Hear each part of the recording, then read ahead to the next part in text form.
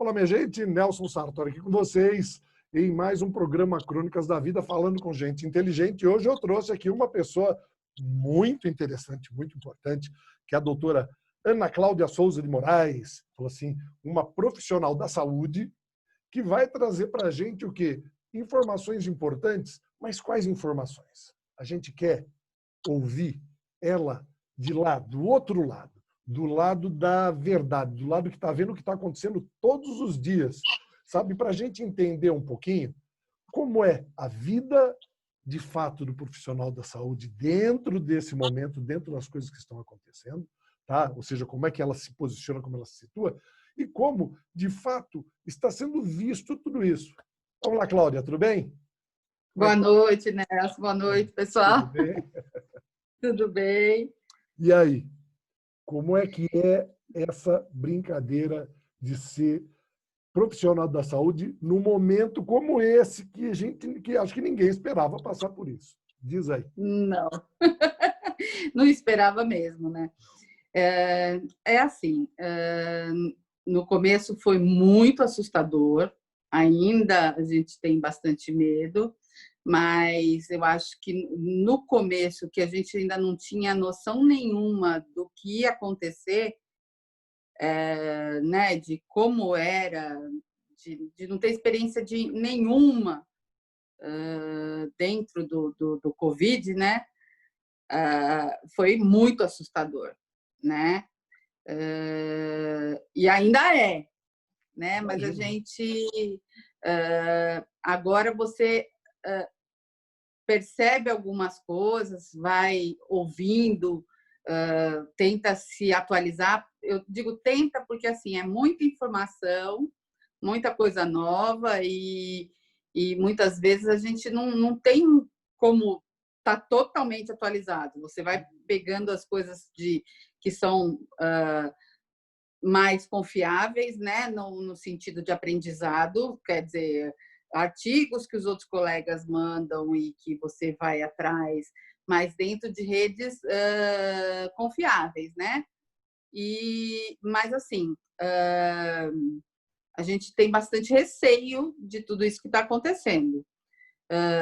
Até tinha conversado com você sobre o estar isolada. É verdade. Eu Isso é estou uma coisa que eu isolada. queria que você falasse. Por quê? Né? Falou assim, até interessante você tocar isso. Porque as pessoas veem, como nós falamos, hoje o profissional de saúde ele é o quê? Uma figura de destaque no mundo inteiro. Falou assim, então as pessoas o veem dentro do ambiente, todo de máscara, equipado, ele é o herói da modernidade. Porém, as pessoas não sabem o que acontece quando ele sai dali, porque a família dele, você vai, como nós já falamos, é duro falar isso, mas você é uma pretensa contaminadora, né? Ou seja, você não sabe, você está em contato com a doença e você pode levar isso daí para junto dos seus entes queridos. Como é que é isso? Fala aí sobre a sua vida nesse sentido. Bom, por um lado, por trabalhar em locais que já existem algumas, eu trabalho em emergência, então a gente já tinha contato com algumas, já vinha vendo algumas bactérias multiresistentes, tudo. Então eu já tinha um modelo de atuação em casa, por exemplo, eu chegava em casa, a roupa toda que é usada no hospital já deixava na lavanderia, o sapato, eu tentava não entrar com aquele sapato utilizado no hospital para dentro da casa, eu já ficava também na área de serviço na lavanderia, né? Só que isso intensificou muito, né? Porque, assim, quando começou tudo isso, a gente não sabia como transmitia, qual, né, a quantidade, né, de coisa que a gente estava trazendo. Então, assim, isso ficou uma loucura, né?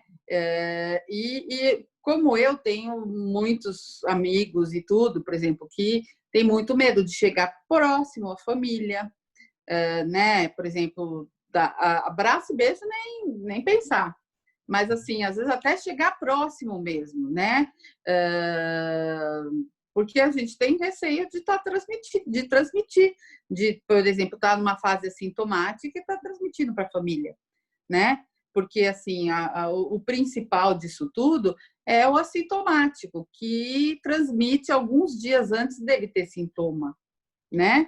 Então, assim, alguns não têm sintoma nenhum, mas mesmo quem vai ficar doente, acaba transmitindo 2, 3 dias antes, né? E essa é a pior coisa do corona, né? Porque você não pode ter o risco de você transmitir para tua mãe, teu filho, né? O esposo. Bom, os esposos fizeram uma escolha junto com... Porque, assim, a maioria que tem contato, geralmente, acaba pegando, né? Mas, assim, às vezes não. Difícil. Mas poupar, né, nesse caso, poupar a família, porque você está sozinho em casa, não está, não? Tô. Eu mandei minha filha para junto da minha irmã, e foi uma decisão difícil. No começo eu fiquei bem mal, porque quando começou, meu irmão me ligou e falou: olha, Ana, era melhor você deixar a Luísa na casa da Paula, né? E que a mãe vai ficar lá junto, e depois, se você ficar doente, precisar ir para o hospital, alguma coisa, ela não tem como ir, porque daí ela vai estar contaminada também, ou pelo menos ser uma transmissora, né?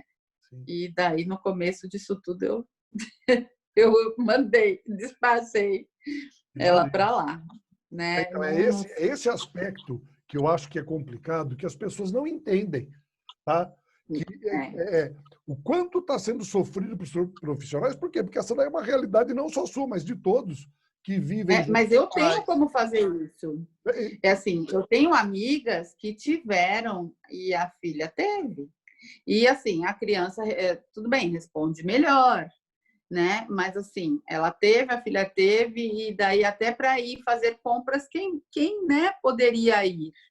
É verdade? Né? Porque a pessoa fica no isolamento mesmo, ela não tem como, se ela não tem mais ninguém da família que possa deixar as coisas para ela, né? Alguns profissionais moram junto com os pais, então assim, realmente não podem ter contato nenhum. Se ficarem doentes, às vezes dentro de um cômodo, conseguem. Olha, que eu tenho pessoas que fizeram isolamento, estando confirmadas dentro de casa, profissional da saúde, que não passaram para os outros membros da família, mas a muito custo. Trancado dentro de um quarto, né? Trancado dentro de um quarto. Prisão, comendo pela bandeja embaixo da porta. Exatamente. Imagina. Então, assim, isso é ruim, porque daí você vê, outro dia eu saí para ir ao mercado, dei a volta no quarteirão, o pessoal estava fazendo churrasco na rua, todos sem máscara, e numa boa. Aí eu fico louca, porque eu vou ficar nesse isolamento quanto tempo? Mas né? É verdade. Ana, então, falando disso, as pessoas na rua fazendo churrasco, sem máscara. As pessoas estão criando uma falsa ilusão de desgaste da doença? Será que está acontecendo isso já? Quer dizer, que está... Eu acho que, assim, algumas pessoas têm muito medo e outras não têm medo nenhum. Tipo, eu sou jovem, não vai pegar uma coisa ruim em mim, não vou ter nada, alguém me protege, né? Então, assim, isso é ruim, porque, assim, os apavorados sofrem muito. Tem muita gente com distúrbio de ansiedade grave. Ai, alô? Oi. Desculpa, peraí. Voltou, não tem problema. Pronto. Eu fui tirar uma notificação e... Então, assim, algumas pessoas estão tendo um outro lado, que até gostaria de falar para você, que é uma coisa que eu vi numa amiga, e assim, não foi só ela, o irmão de uma amiga também, que tiveram doenças gravíssimas. Ela teve uma sepsemia por uma infecção urinária e não foi para o hospital. E eu falava, vai para o hospital, você está com febre, você está com isso, você tem sinais de gravidade, você precisa ir para o hospital. Não, mas eu vou pegar corona. Não, você precisa ir, senão você vai morrer. Né? No fim, ela foi, até tinha bactéria no sangue, né? Era uma infecção gravíssima. A gente tem alguns sinais que são indiretos, que assim, que a gente pergunta e que dá para a gente saber. E ainda bem que ela foi, internou, tomou antibiótico, voltou para casa e não pegou a corona, graças. Mas, assim, pelo menos se curou do que ela tinha, que podia matar tanto quanto ou mais que o corona naquela hora, né? E a gente também tem outras pessoas que, por exemplo, tive irmão de uma amiga que infartou e não queria ir, e estava infartando, teve que ir porque foi agravando. Então, isso também é uma outra coisa, tanto que o pessoal fala de acabar com o sistema de saúde, não só pela lotação dos pacientes de corona, mas também pelo não atendimento dessas outras pessoas que ficam graves, né? Por quê? Porque as pessoas às vezes esquecem o seguinte, que as outras doenças estão aí. Estão ali, né? Estão ali, as pessoas precisam ser atendidas. Pessoas idosas que costumam e têm uma necessidade maior de ter atendimento, continuam tendo suas doenças e precisam ir ao médico. Tá? Então, isso é complicado, eu vejo isso. Mas isso é muito complicado. Aquilo que você havia dito. As pessoas estão cansando dessa situação, na verdade. Elas estão desanimando e assim, não é desanimando da doença, elas estão numa ansiedade muito grande de que a vida volte ao normal, a ser o que era antes, de que tudo termine. As pessoas já têm planos imediatistas para quando tudo terminar, assim, planos curtos, olha, mês que vem, se tudo der certo, sem nenhuma perspectiva, e começam a relaxar, começam a ir voltando aos poucos a quase uma rotina. Isso daí pode causar uma segunda onda e talvez uma complicação maior. Eu estou falando disso daí pelo exemplo do que eu estudei, que eu vi na gripe espanhola no início do século XX, que justamente o que aconteceu foi, primeiro vem todo o conflito e todo o problema de comunicação deles. As pessoas se assustam, se isolam.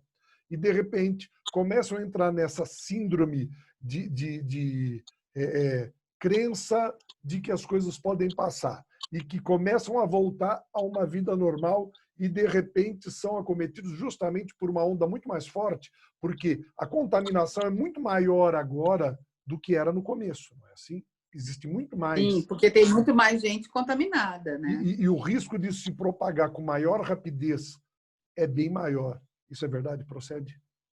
Então, principalmente com relação à falta de utilização de cuidados. Né? Que a gente entende? Porque, assim, o que acontece? Você começa a achar que não tem tanto, ou que você já pegou, né? E assim, não, eu já tive, não é possível até agora eu não ter tido, né?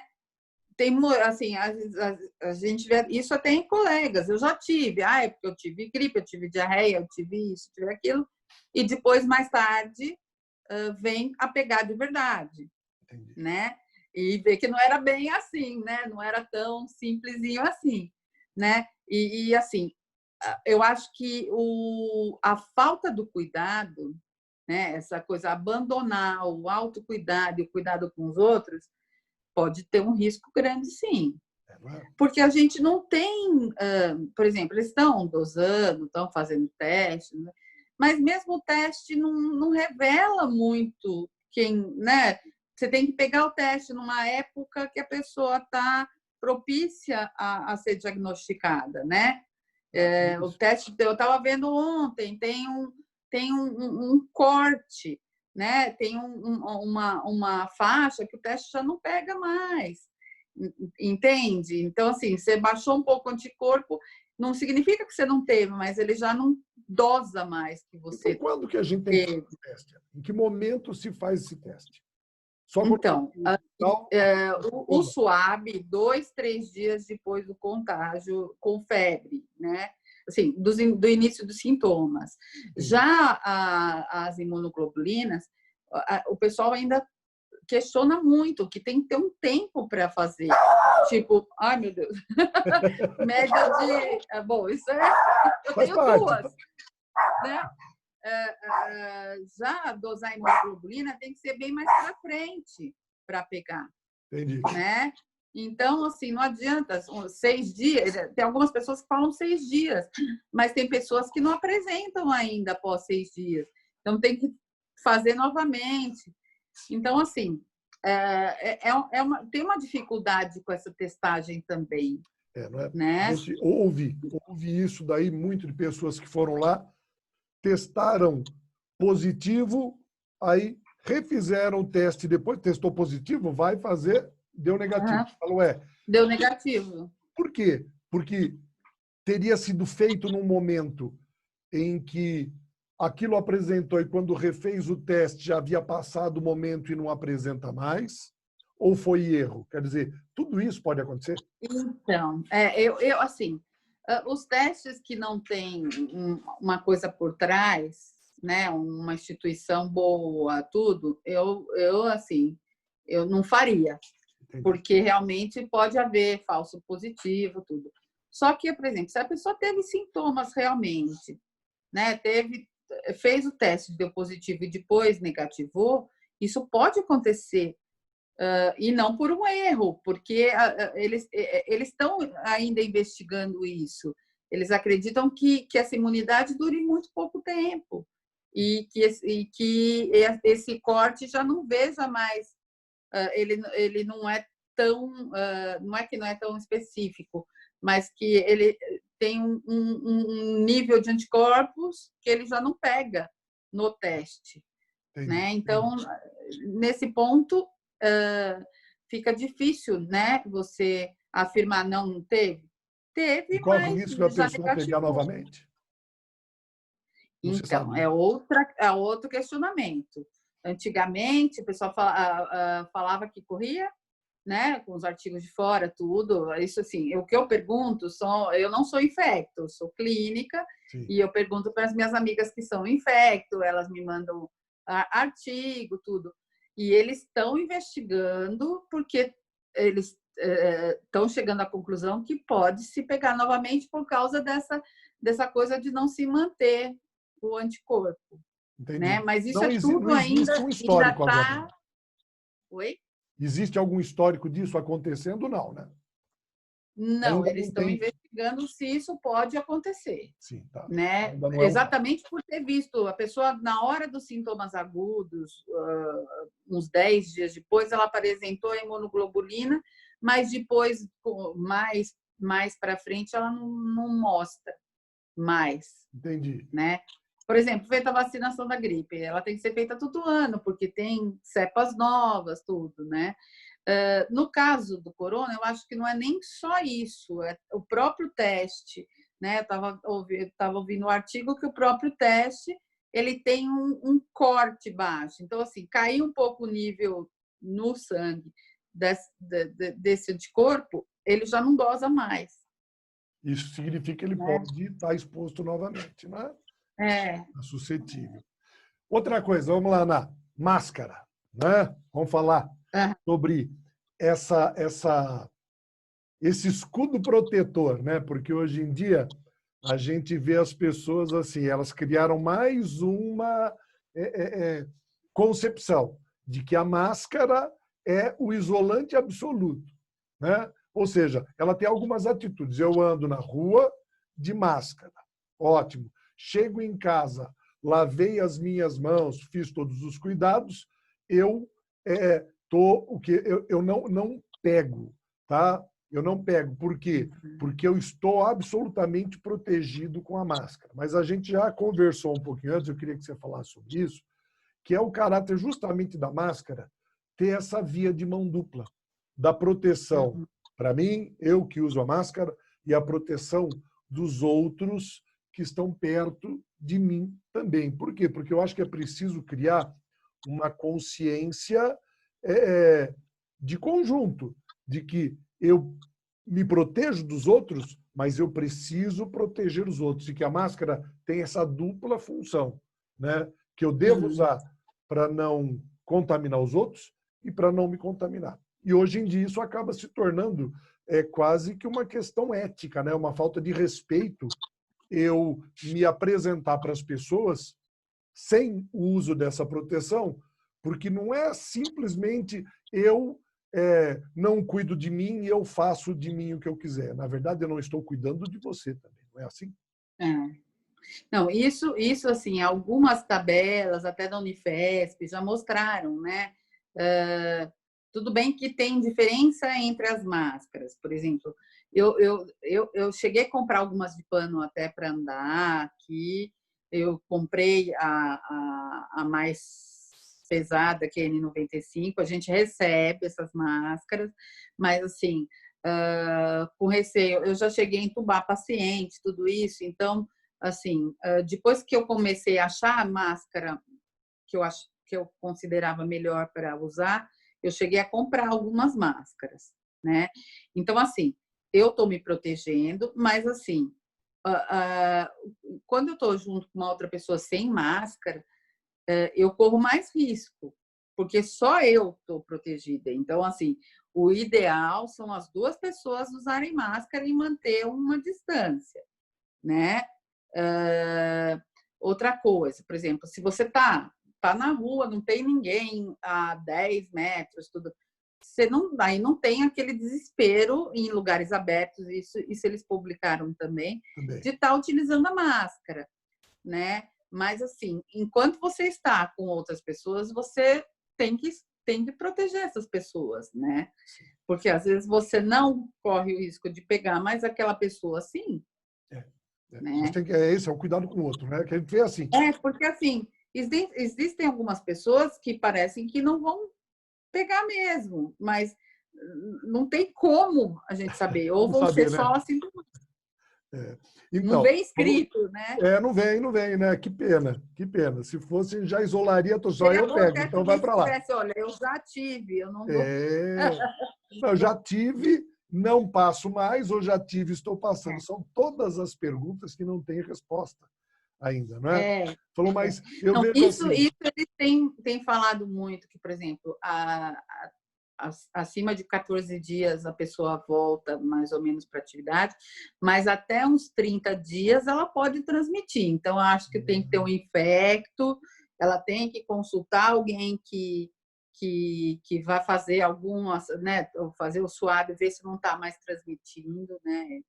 É importante a pessoa, quer dizer, não é porque ela pegou que ela vai transmitir sempre, nem ao mesmo tempo que ela não vai mais transmitir. Ou seja, existe um período ali que precisa de um resguardo, vamos dizer, até como fator de segurança. De um respeito, né? De um respeito, respeitar um período ali antes de expor as outras pessoas àquele que sabe que foi contaminado. Né?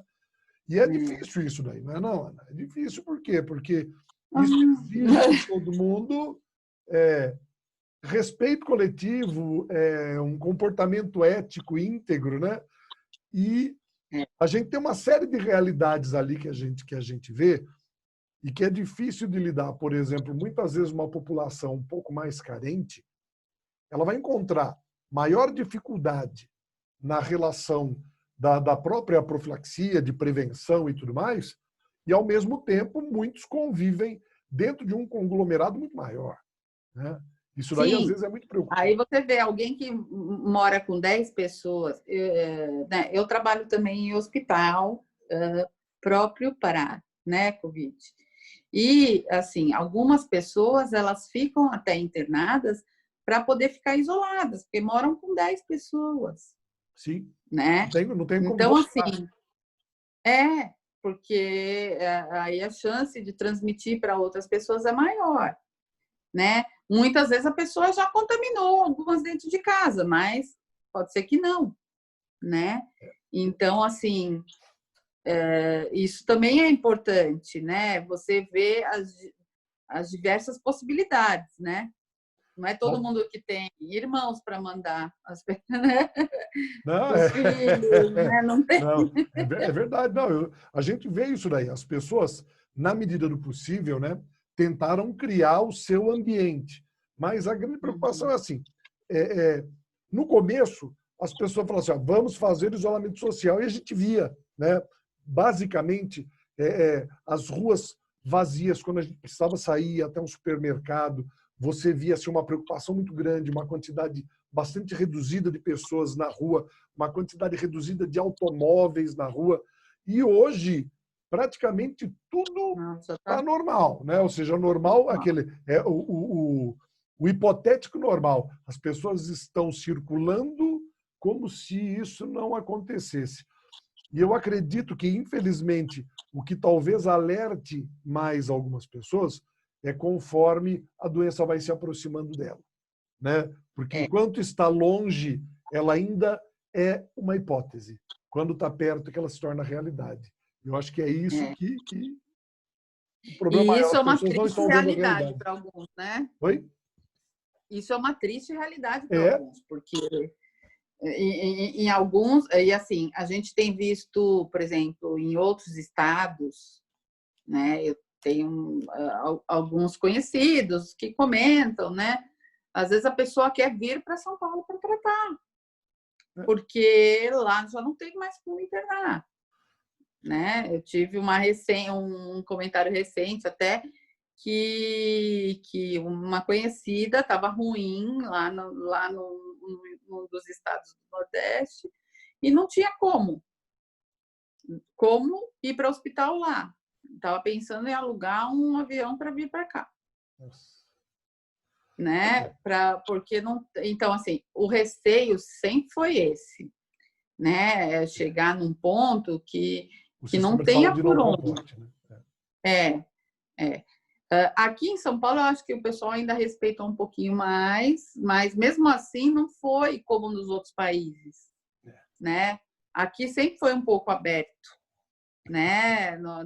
Porque eles falaram que deveria chegar a um isolamento de 70%, e aqui sempre foi em torno de uns 50%, por aí. É verdade. Né? Mas é muito agora grande. Já deve ter diminuído muito, né? E muita gente não entende também. É difícil. Mesmo, por exemplo, fazendo o meu isolamento aqui, né? Eu sempre tentei me comportar de um jeito, né? Se precisasse voltar para casa, né? Se precisasse minha irmã vir para cá, por alguma coisa, tentar deixar um lugar só que ficasse as coisas mais sujas, que a gente diz, né? Sim. E o restante mais tranquilo. Só que eu me testava o tempo todo, daí você começa a perceber que existem várias falhas, e eu conheço isso, né? Eu estou acostumada com esse tipo de coisa. Mas imagina alguém que nunca imaginou, eu vejo as pessoas fazendo. Tá de máscara, põe a mão na máscara, puxa a máscara, coça o olho, põe a mão na máscara, na parte contaminada. Não adianta nada. E isso, né? é algo que nós nunca fizemos. Não é uma realidade nossa. Né? Fala assim, a gente entende que hoje em dia a máscara faz parte da nossa vestimenta. A gente tem que começar a assumir isso. Ela faz parte da nossa roupa. Acho que foi até o governador que disse isso, que a máscara faz parte da nossa roupa. E a gente precisa aprender a lidar com isso, só que ainda não aprendemos. Né? Ainda não aprendemos. Não, e é uma coisa que chega uma hora, eu digo por mim, eu uso 12 horas, tirando uma hora para almoço, né? O dia que eu dou 24, eu uso 10 horas, um pouco, entendeu? Você usa muito tempo seguido. Chega uma hora que você cansa, né? Chega uma hora que você precisa respirar, né? Então, assim, eu acho que essa hora você tem que sair um pouco de perto de alguém, né? Não tirar a máscara na cara do outro, né? Não fazer como meu irmão disse que ele foi numa reunião que ele precisava ir, o cara tirou a máscara para espirrar. Ah, lá que beleza. Quer dizer, aí sim, ele se protege dos outros. Ele se protege dos outros com a máscara, né? Mas na hora dele espirrar, ele tira a máscara. Não é? Quer dizer, é aquilo que nós falamos, né? Uma visão muito pessoal, né? De ética e egoísta, né? Falou, por quê? Porque eu estou me protegendo, mas nessa hora eu não pensei em ninguém. Complicado, porque é uma cultura que a gente ainda não absorveu, né? Mas, vamos lá. Ana, muito obrigado pela sua participação. Obrigada a você. A gente está chegando ao final aqui do nosso programa. Falamos muito. Mas foi fantástico, foi ótimo. Eu acho que é isso que é importante. O que a gente pretende justamente com esse tipo de programa é levar esclarecimento. Ou seja, é uma conversa franca e inteligente para que as pessoas possam, de fato, entender aspectos daquilo que está acontecendo, aquilo que ela está vivendo hoje em dia, né?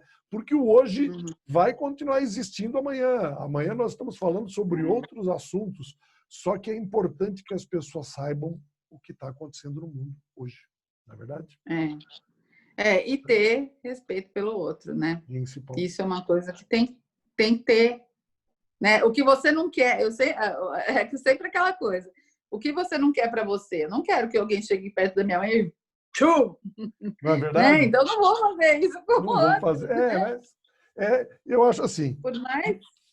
Estamos aprendendo, né? Falou assim, só que às vezes a gente apanha um pouco para aprender. Eu acho que a gente ainda tem muita gente apanhando e nós vamos apanhar bastante, infelizmente, até conseguirmos uma segurança maior. E nesse meio tempo, que eu acho que não pode faltar, é informação eficiente de profissionais competentes como você, que trazem para todos o quê? A consciência de fato do que está acontecendo e não das informações que muitas vezes circulam e que a gente não tem como confirmar o quanto isso daí é verdade, o quanto disso daí me afete o que eu devo fazer de verdade. Eu acho que é o papel que a gente tem que cumprir. Ana, muito obrigado. Foi um prazer. Obrigada a você. Obrigada. Boa noite. Uma grande satisfação. Boa noite, Ana. Até mais. Obrigada. Até. Boa noite. Boa noite.